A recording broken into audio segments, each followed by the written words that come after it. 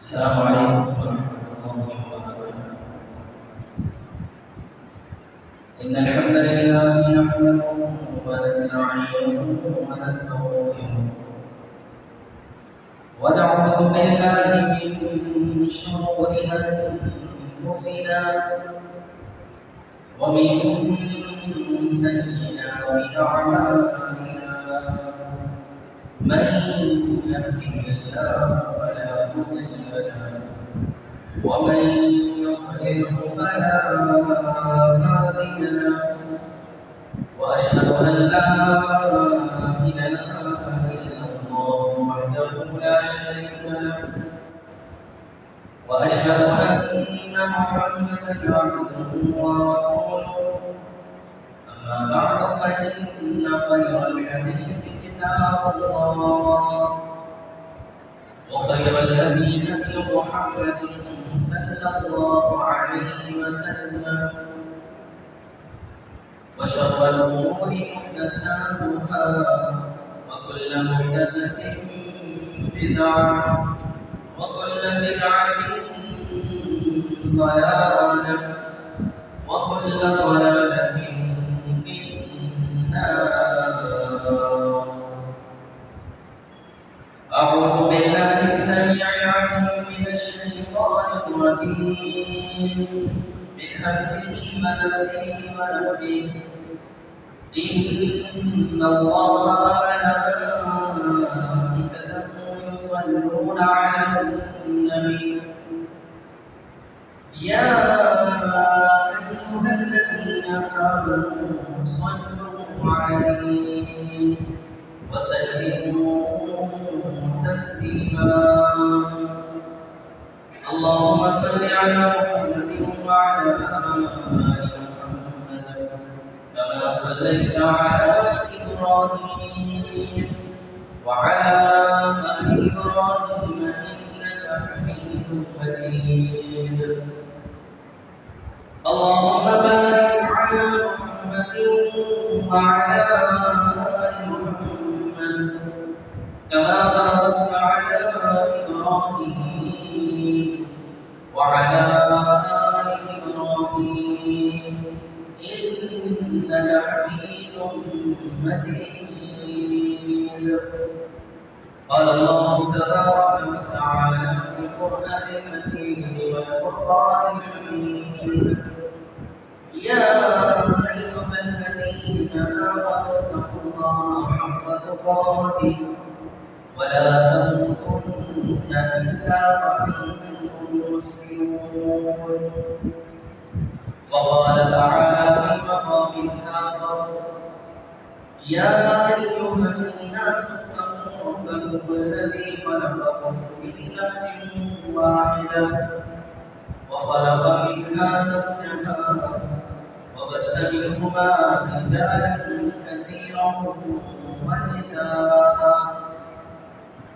واتقوا الله الذي تساءلون به والأرحام إن الله كان عليكم رقيبا.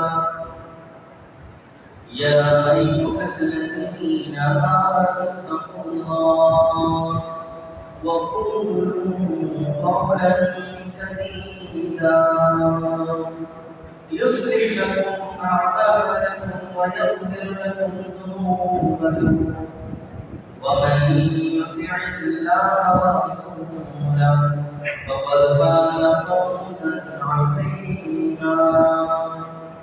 سبحانك لا علم لنا إلا ما علمتنا إنك أنت العليم الحكيم. رب اشرح لي صدري ويسر لي أمري واحلل عقدة من لساني يفقهوا قولي. اللهم لا سهل إلا ما جعلته سهلا وأنت تجعل الحزن إذا شئت سهلا. رب زدني علما رب زدني علما اللهم رب زدني علما. أما بعد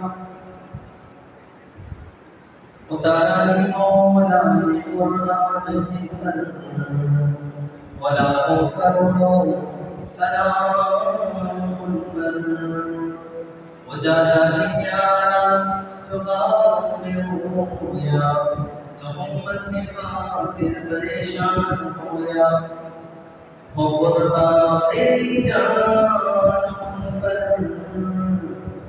ہو لاکھوں کروڑوں سلام ان پر۔ ہر کسی کی تعریفات، تمجیدات، تنزیلات، بڑائی، بزرگی، کبریائی، تنہائی، یکتائی، شہنشاہی، بادشاہی اللہ رب العالمین احکم الحاکمین خالق کائنات کے لیے ہے، جو اکیلا تنہا یکتا ہمارا خالق و مالک و رازق ہے، جس کتاب کا قوت عظمت لا زوال لا ثانی اور لا فانی ہے۔ درود و سلام ہو، صلاۃ و سلام ہو امام الانبیاء، ہادی کل امام الرسل، میرے اور آپ کے دل کی بہار آمنہ کے لال جناب محمد مصطفیٰ صلی اللہ علیہ وسلم کی ذات گرامی پر۔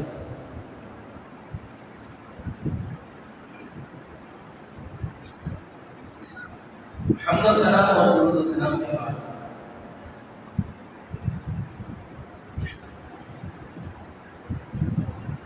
نبی علیہ السلام ایک جنازے میں تشریف فرما ہے،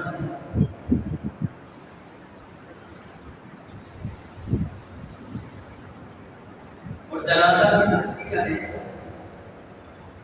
ایسی ہستی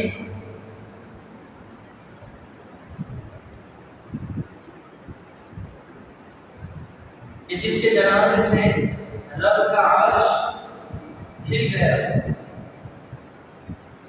هذا الذي تتحرك به العرش، 70,000 فرشتوں نے ان کے جنازے میں شرکت کی۔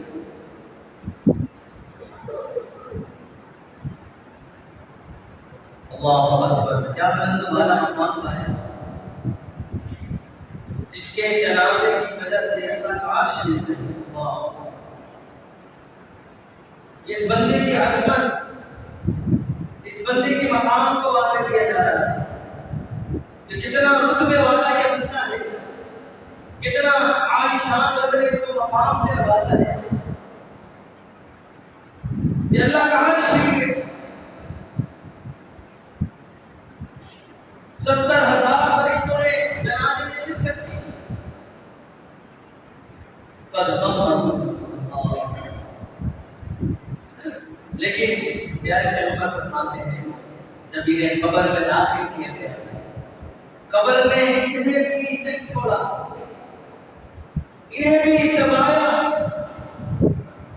پھر ان کے لیے قبر مشاہدہ کی۔ میرے بھائی اور میرے دوستوں، میرے عزیز ساتھی، موت ایک اٹل حقیقت ہے، اس سے کسی کو راہ برات نہیں، سب نے کرنا ہے۔ وَإِنَّ الْمَوْتَ الَّذِي تَفِرُّونَ مِنْهُ فَإِنَّهُ مُلَاقِيكُمْ، جس موت سے تم بھاگے جا رہے ہو یہ تم سے خود ملاقات کرے گی، اور ایسے آگے ملے گی کہ تمہارے دوسروں کو ہکا بکا کر کے چھوڑ دے۔ دیکھیے نا، ہٹا کھٹا بندہ ہے، نوجوان ہے، تندرست و توانا ہے، کام کر رہا ہے، رات میں بخار آیا، پتے جلایا، فرشتہ اجل اس کی روح کو قبض کر کے لے جاتا ہے۔ کتنے ابھی واقعات ہمارے سامنے ہیں کہ بندہ کام کرتا ہو جائے، وہ تو خواب غفلت میں پڑا تھا، اس کو کچھ پتہ ہی نہیں، دنیا کی مستی عیش مستی میں پڑا ہوا ہے، مال کی بس آمد ہوتی رہے، دنیا کی حرص میں لالچ میں پڑا ہوا ہے، نہ رب کے احکامات کی کوئی فکر ہے، رب کی عبادت کی کوئی فکر ہے، نہ حقوق اللہ کی کوئی پاسداری کا اس کو خیال ہے، نہ حقوق العباد کی کوئی پرواہ ہے، بس دنیا کی مستی میں پڑا ہوا ہے، سمجھتا ہے کہ ابھی تو بڑی ہی عمر پڑی ہے، ابھی تو بڑا وقت ہے، توبہ کر لیں گے، بڑھاپے میں آ کے جھک جائیں گے، رب بڑا غفور غفور الرحیم معاف کر دے گا، اس میں کوئی شک نہیں، وہ ارحم الراحمین ہے، وہ معاف کرنے والا ہے، لیکن تجھے معافی کا موقع نہ ملے تو کیا کرے گا؟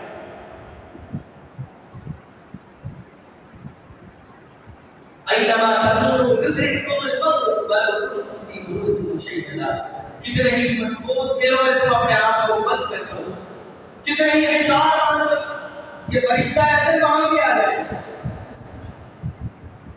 اور یہ نہیں دیکھتا اب یہ بچہ ہے، بوڑھا ہے، جوان ہے، یہ عمر نہیں دیکھتا، یہ بھی نہیں دیکھتا کہ یہ تندرست توانا ہے یا بیمار ہے، کس طرح مرض پر ہے، کہ ابھی کس طرح مرض پر آئے گا تبھی میں نے اس کو مقصد چلتے پھرتے بالکل ایکٹیو بندہ لمحے میں پھیر ہو جاتا ہے، لقمہ اجل بن جاتا ہے۔ کتنی ہی ایسی آپ نے سوشل میڈیا کا دور ہے، ویڈیوز ہمارے سامنے آتی ہیں، ایک بندہ تقریر کر رہا ہے، رب کی توحید کا علم بردار کر رہا ہے، اللہ اکبر، کلمہ لا الہ الا اللہ کی دعوت دیتے ہوئے بالکل کوئی مرض نہیں، کچھ نہیں، وقت اجل آتا ہے، فرشتہ اجل آتا ہے، وہ قبض کرتا ہے۔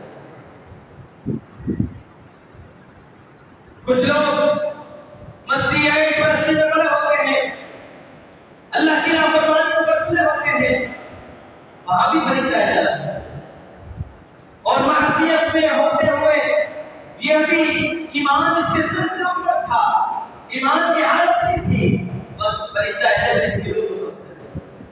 انما الاعمال بالخواتیم، میرے بھائیوں، خاتمے پر ہی بندے کا سارا دار مدار ہے، خاتمہ اچھا ہے، یقین جان لے آگے کے معاملات اچھے ہیں، خاتمہ اچھا نہیں ہے، موت کے وقت معصیتوں میں گرفتار ہے، حدیث میں آتا ہے جب بندہ گناہ کرتا ہے تو ایمان اس کے سر سے ایسے اوپر چلا جاتا ہے جیسے ہمارے اوپر چھتری نکل جاتا ہے،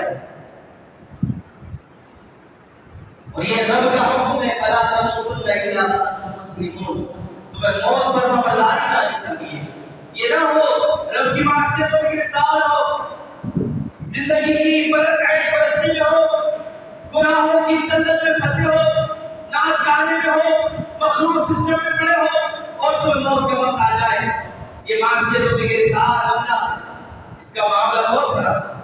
آپ اندازہ لگائیے وہ بندہ جو کفار کی صفوں کو چیرتا ہوا، کفار کی گردنوں کو مارتا ہوا، صف اول میں کھڑا ہے، مجاہد بنا ہوا ہے، پیارے پیغمبر کی طرف سے کفار کے مقابلے میں لڑ رہا ہے، پیارے پیغمبر فرماتے ہیں یہ جنتی شخص نہیں ہے، یہ جہنمی شخص ہے، یہ جہنمی ہے۔ جبکہ عمل دیکھیے کتنا خوبصورت عمل ہے، جہاد فی سبیل اللہ کے جیسا عمل، اور پیارے پیغمبر کی صف میں کھڑا ہے، آپ کی طرف سے لڑ رہا ہے، لیکن آپ پیشن میں کیا کر رہے ہیں؟ یہ بندہ جہنمی ہے۔ ایک صحابی کے دل میں یہ خیال آتا ہے چیک تو کروں یہ جہنم کا موجب کیسے بنتا ہے، یہ بات تو ہٹ بھی ہے جہنمی ہے، یہ میرے پیارے پیغمبر نے فرمایا جہنمی ہے، آپ کی بات آپ کی حدیث حق اور سچ پر مبنی ہے، یہ جہنمی شخص ہے، لیکن اس کے پیچھے لگ جاتے ہیں، دیکھتے ہیں کہ آخر اس کا اختتام ہوتا کیسے، یہ جہنمی کیسے بن رہا ہے۔ صف اول میں لڑنے والا شخص کافروں کی طرف سے باہر بھی لگتے ہیں، یہ زخم اس کے لگتے ہیں، زخم سے چور ہو جاتا ہے، اللہ اکبر، زخموں کا درد برداشت نہیں کر پاتا، اپنی ہی تلوار سے اپنی جان لے لیتا ہے۔ انما الاعمال بالخواتیم، بندے کو نہیں پتا خاتمہ کب ہوگا، میں کسی کو نہیں بتایا، یہ رب کی ہم پر یہ بہت بڑی نوازش ہے، یہ رب کا ہم پر بڑا انعام ہے کہ اس نے ہم سے یہ راز مغفرت ہے۔ آج دیکھ لیجیے نا، اگر ڈاکٹر کہتے ہیں یار اس بندے کو 24 گھنٹے 48 گھنٹے اس کی زندگی، کیا عالم ہوتا ہے اس وقت؟ یہ بندے کو پتہ لگ جائے ایک دن بعد میری موت واقع ہو جائے گی، وہ دن اس کا اسی وقت اس کو موت واقع ہو جائے جب اس کو پتہ ہے۔ موت اتنی خوفناک نہیں ہوتی، موت کا جو ڈر ہے وہ زیادہ ہوتا ہے۔ کہ کرونا میں جو لوگ مرے ہیں اکثر لوگ موت کے خوف سے مرے.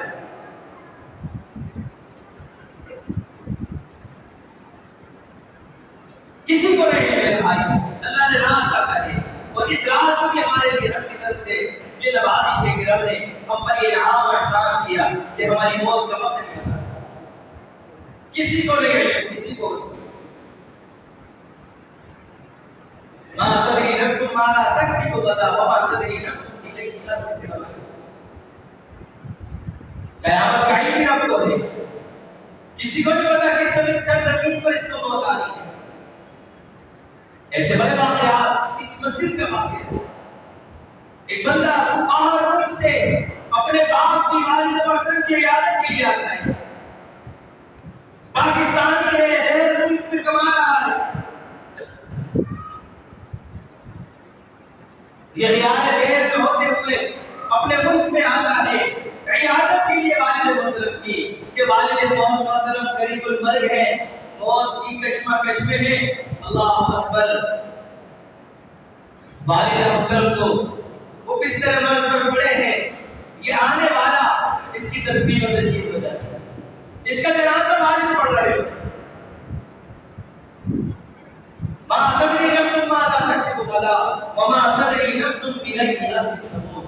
کسی کو نہیں پتا کس سرزمین پر اس کو مرنا ہے, اور جس زمین پر اس کو موت واقع ہوگی وہ زمین اس کو خود ہی کھینچ لے گی.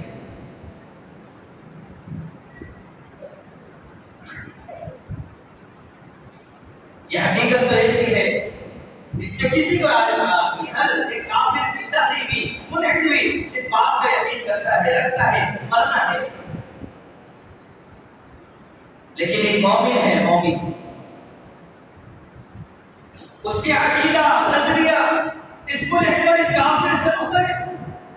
اس کو علم ہے مرنے کے بعد چیپٹر کلوز نہیں ہو گیا, بلکہ اور اب تو میرا معاملہ شروع ہونا ہے. اصل زندگی تو اب شروع ہے, دارالامتحان لکھا میں. زندگی تو میری اب شروع ہونی ہے مرنے کے بعد. نبی علیہ السلام سے پوچھا بھی گیا, سوال کیا گیا, یعنی پیغمبر علیہ السلام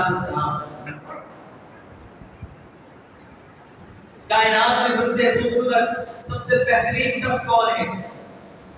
یعنی پیغمبر علیہ السلام فرماتے ہیں اکثر خلقہ, کہ جس کا سب سے بہترین, سب سے اچھا اخلاق ہے, جس کی زبان پر گالی نہیں ہوتی, جس کی زبان پر چغلی, غیبت, جس کی زبان پر رب کا صرف ذکر ہی ہوتا, خوبصورت جملے ہی ادا کرتا ہے, جس کا رویہ منفی نہیں بلکہ مثبت ہوتا ہے, جو سب سے بہترین اخلاق کا حامل ہے, جس کا معاملہ گھر کے گھر والوں سے سب سے خوبصورت ہے, اپنی زوجہ کے حقوق کی ادائیگی کرتا ہے, والدین کے حقوق کی ادائیگی کرتا ہے, بہن بھائیوں کے حق کو ناحق طلب نہیں کرتا, ان کے حق کو دباتا نہیں ہے, بلکہ بہنوں کے حقوق بھی ادا کرنے والا ہے, بھائیوں کے حق بھی دیتا ہے. سب سے خوبصورت اخلاق کا جو حامل ہے یہ بندہ سب سے اچھا انسان,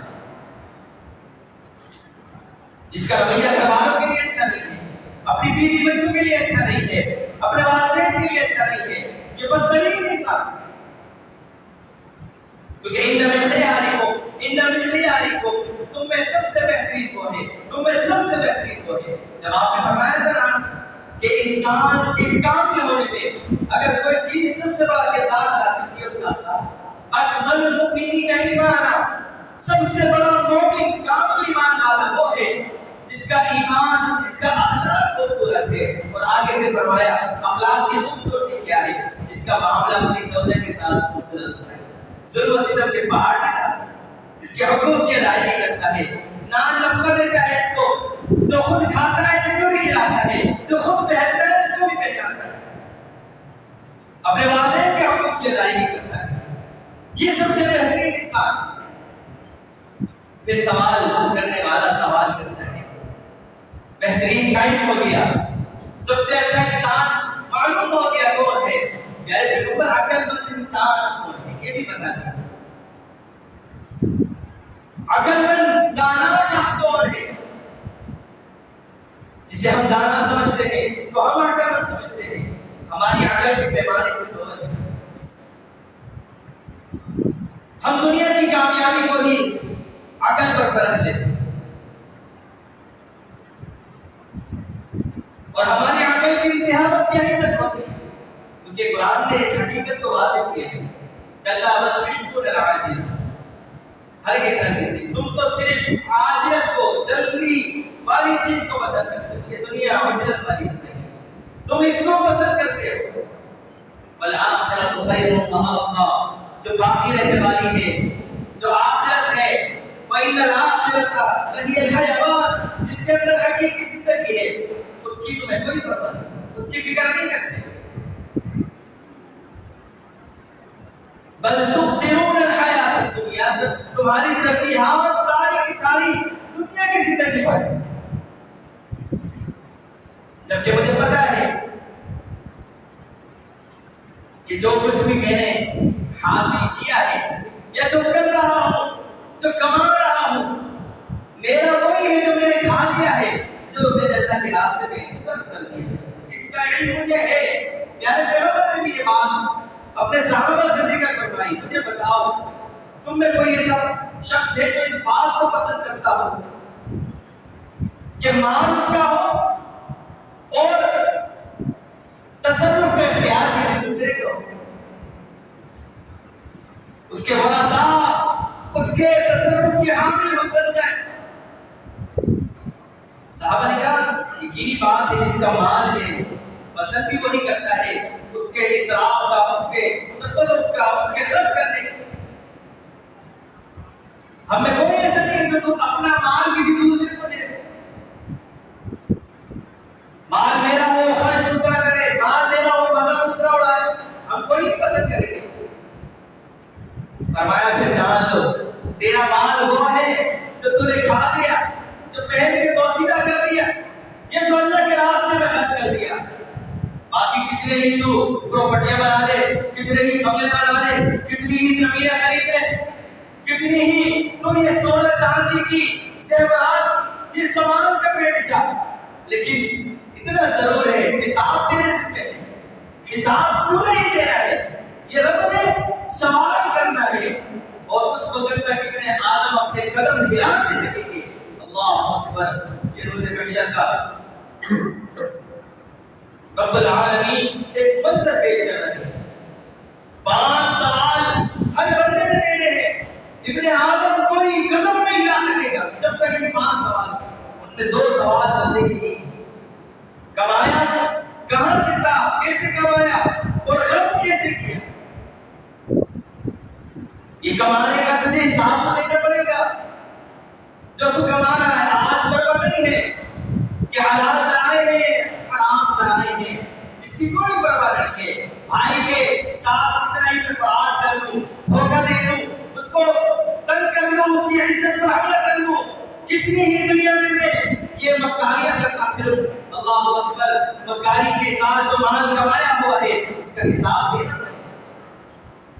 جھوٹ اور فراڈ اور دھوکے کے ساتھ جو مال تو نے کمایا ہے حساب تیرے اوپر ہے، مزہ دوسرا کرے گا، نہیں پتا کب تیرا وقت چلا جائے۔ کتنے ہی بڑے بڑے مالدار دنیا میں سرمایہ دار تھے، کیا مال ساتھ لے گئے؟ سب نے چھوڑ دیا۔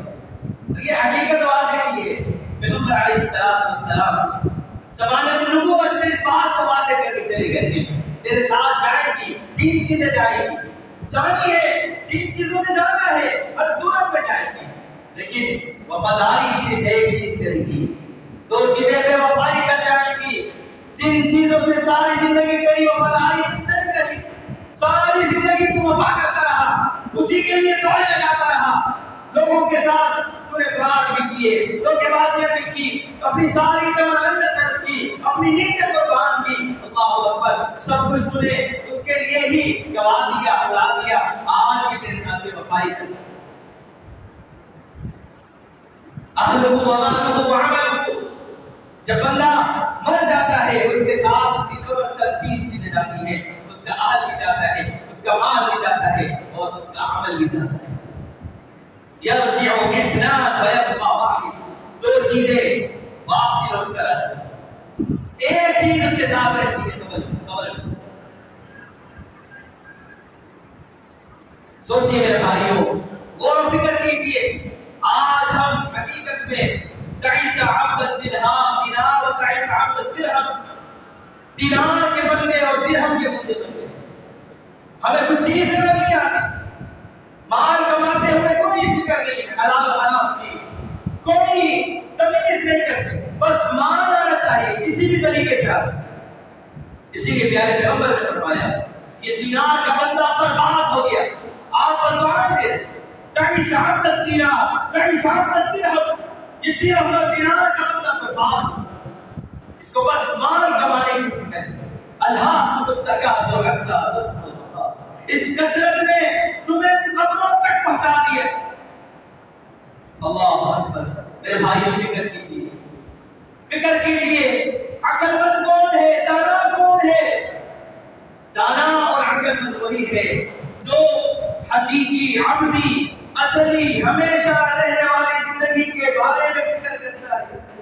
اس عارضی، فانی اور دھوکے باز زندگی کے اوپر اس کا یقین ایمان نہیں، اس کے لیے اس کی توانائیاں صرف نہیں ہوتی، دوڑیں اس کے لیے نہیں لگتی ہیں، اس کی فکر آخرت ہوتی ہے، اس کی توجہ کا مرکز آخرت ہوتا ہے، وہ آخرت کے لیے فکر کرتا ہے۔ یہی عقل مند ہے۔ فرمایا جو عقل مند اور دانا ہے وہ ہے اکثرهم للموت ذکرا، جو اپنی موت کو کثرت سے یاد کرتا ہے۔ صرف اس نقطے کے اوپر اگر ہم نے اپنی زندگی سارا عمل کر لیا، موت کو یاد کرنا، یقین کریں انسان یہ ساری دھوکے بازیاں اور یہ مکاریاں اور لوگوں کے ساتھ اس کی عزتوں پر حملہ کرنا، لوگوں کے ساتھ قطع تعلقیاں کرنا، یہ سب چھوڑ دیتا ہے۔ جب اس کو یہ فکر لاحق ہو جائے نا، مجھے مرنا ہے، مجھے مرنا ہے، میری موت کسی وقت بھی آ سکتی ہے، جب بندے کے ذہن میں یہ بات آ جائے تو یقینی بات ہے پھر جرائم سے وہ اپنے دامن سے، جرائم سے بچ جاتا ہے، اپنے دامن کو جرائم سے بچا لیتا ہے، جرم کا مرتکب نہیں ہوتا۔ آج اصل میں ہم خواب غفلت میں پڑ چکے ہیں، ہم نے موت کو بلا دیا ہے، اسی وجہ سے تو ہم نماز سے بھی دور ہیں، رب کے احکامات سے دور ہیں، رب کے حکم کی کوئی پرواہ نہیں کرتے۔ یہ مؤذن ہر وقت، ہر اذان کے وقت 5 وقت کامیابی کی ندا لگاتا ہے، حی علی الصلاۃ، حی علی الفلاح، اور نماز کی طرف، کامیابی کی طرف۔ لیکن ہمیں نہیں سمجھ آتی کہ یہ کامیابی ہے، ہم سمجھ رہے ہوتے ہیں یار ابھی ایک بھاگ آئے ہوئے ہیں، ان کو نمٹا لیں، یہ کامیابی ہے کچھ تو پیسے کمانے کے اور کچھ بلندیوں پہ چڑھ جائیں گے، کچھ گاڑی بنگلہ حاصل کر لیں گے، یہ سمجھتے ہیں یہ کامیابی ہے۔ یرجعون اثنان ویبقى واحد، 2 چیزیں لوٹ جاتی ہیں، پلٹ جاتی ہیں، اس کی اولاد بھی چھوڑ جائے گی۔ یہ قدم کی آج سمجھ گئی چاہتے ہوئے یہ اللہ رب العالمین نے ایک قبر کا نقشہ ذکر کیا ہے۔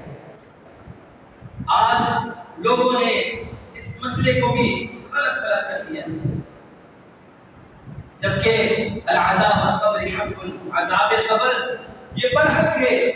پیارے پیغمبر کی حدیث سے ثابت ہے کہ عذاب قبر ہے، قبر میں اللہ مجرموں کو، فاسقوں کو، کافروں کو عذاب میں گرفتار کرتا ہے۔ لیکن کچھ دنیا کے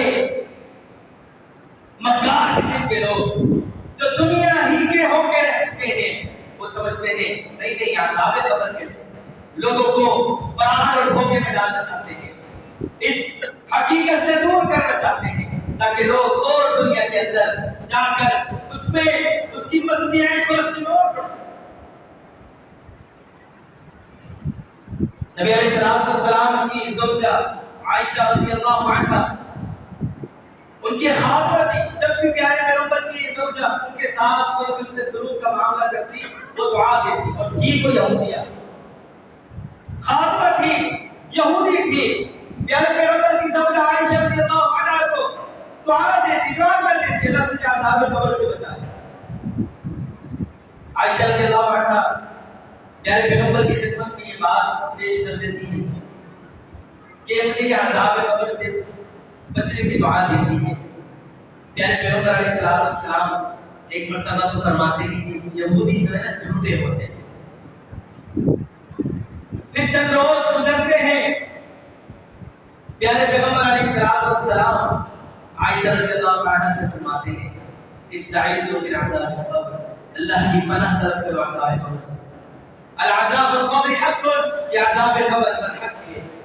اور اس کی طرف رب نے اشارہ کیا قرآن مجید، یثبت اللہ الذین آمنوا بالقول الثابت، اللہ ثابت قدمی عطا فرماتا ہے قول ثابت کے ذریعے۔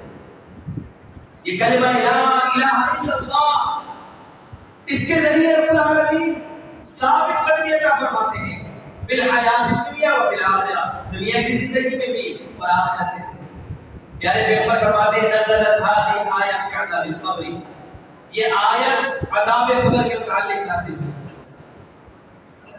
اور پھر پیارے پیغمبر علیہ السلام قبر کا ایک نقشہ بھی کھینچے، اللہ نے موقع دیا تو اس کو بھی ذکر کریں گے، لیکن آج یہ کرنا چاہتا ہوں میرے بھائی، میرے دوستوں، میرے عزیز ساتھی، عقل مند دانا وہ ہوتا ہے جو ابدی ازلی ہمیشہ رہنے والی زندگی کی پرواہ کرے، اس کی فکر میں لگ جائے اور اس کے لیے کوششیں کرے۔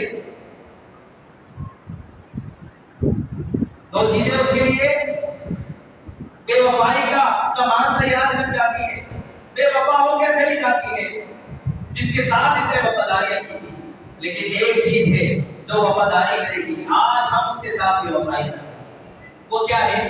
حدیث میں آتا ہے اس کا عمل اس کے دائیں طرف ہوگا، اس کی نمازیں اس کے سرانے آ جائیں گی، اس کے روزے اس کے دائیں طرف آ جائیں گے، اور اس کی زکات، اس کے حج، اس کے صدقات و خیرات نوافل چاروں اطراف سے قبر میں اس کو گھیر دیں اور 14ویں کے چاند کی طرح اس کی قبر کو منور کر دیں۔ وعمل، اس کا عمل اس کے ساتھ ہوگا اور خوبصورت شکل میں اس کے پاس اللہ رب العالمین بھیجے گا، اس کا کہے گا کون ہے بھائی تو؟ منور ہوگا، روشن کر دے گا اس کی قبر کو، جو اس کے ساتھ وفا کر رہا ہے۔